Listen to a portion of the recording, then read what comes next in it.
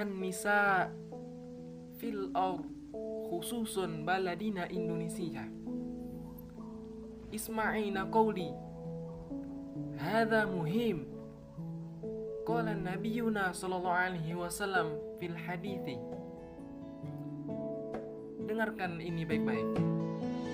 Nabi Yuna Muhammad sallallahu alaihi wasallam pernah bersabda dalam hadisnya, ada 4 hal yang akan memudahkan seorang wanita untuk masuk surganya Allah Subhanahu wa taala. Apa sajakah itu? Kata Nabi sallallahu alaihi wasallam, yang pertama kali, wanita yang akan masuk surganya Allah Subhanahu wa taala adalah orang yang menjaga, wanita yang selalu menjaga sholatnya dimanapun. Kriteria pertama wanita bisa masuk surga adalah wanita yang selalu menjaga sholatnya dimanapun. Maka surga akan terbuka di pintu manapun untuk mereka, untuk perempuan, untuk wanita yang selalu menjaga sholatnya dimanapun. Sholat demikian penting dan menempati urutan pertama amal seseorang. Salat juga menjadi barometer amal-amal lainnya. Amal yang akan dihisab penting, yang pertama kali dari seorang hamba pada hari kiamat adalah salat. Jika salatnya baik, maka seluruh amalnya baik.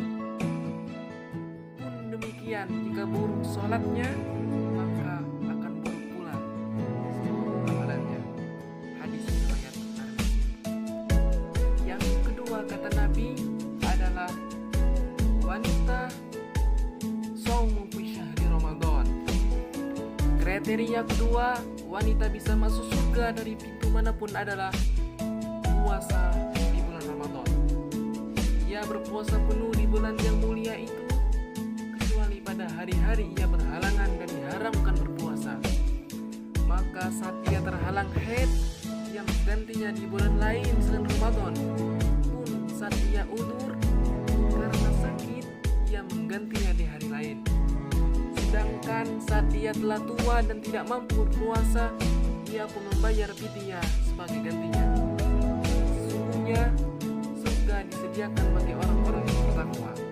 Allah Subhanahu wa taala berfirman dalam surah Al-Qalam ayat 34, innalil muttaqina inda rabbihim jannatin na'im. Surga hanya disediakan kepada mereka orang-orang yang bertakwa kepada Allah Subhanahu wa taala. Sedangkan puasa Ramadan tujuannya adalah membentuk insan yang bertakwa. Allah Subhanahu wa taala berfirman dalam surah Al-Baqarah ayat 183, ya ayyuhalladzina amanu kutiba alaikumusiyam kama kutiba alal ladzina min qablikum la'allakum tattaqun. Kemudian yang selanjutnya kata Nabi Sallallahu Alaihi Wasallam, wanita yang akan masuk surga dari pintu manapun adalah wanita yang selalu menjaga kemaluannya dari zina. Artinya bukan hanya ia tidak berzina, tetapi ia juga menjauhi zina, sebagaimana diperintahkan Allah Subhanahu wa taala dalam surah Al-Isra ayat 32 yang berbunyi, taqrabuz zina innahu kana fahishatan wa sa'a sabila.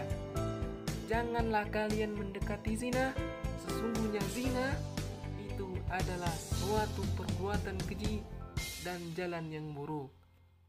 Quran surah Al-Isra ayat 32. Wanita yang ingin masuk surganya Allah Subhanahu wa taala dari pintu manapun, maka ia tidak akan pernah berbuat zina, dan ia tidak pernah akan selingkuh kepada suaminya, dan ia akan menjaga tata pergaulannya sesuai aturan Islam, hingga terjagalah dirinya dari halwat, ikhtilat, dan hal-hal yang lain yang mendekati dan dapat menghantarkan menuju zina yang sangat dilarang oleh agamanya Allah Subhanahu wa taala. Kemudian selanjutnya Nabi mengatakan yang terakhir adalah wanita yang bisa masuk surganya Allah Subhanahu wa taala dari pintu manapun adalah wanita yang mentaati suaminya dalam hal-hal yang tidak bertentangan dengan syariat, bagi wanita muslimah. Setelah ia menikah, maka orang pertama yang berhak ia taati adalah suaminya, bahkan melebihi ketaatan kepada orang tuanya, khususnya ketika suaminya sejalan dengan aturan agama Allah Subhanahu wa Ta'ala.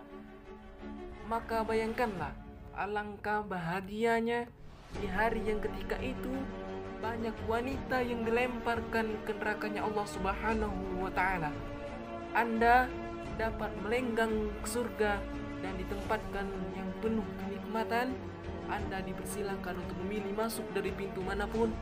Betapa mulianya dan betapa bahagia kalian para wanita yang mentaati suaminya yang sejalan dengan syariat agama Islam.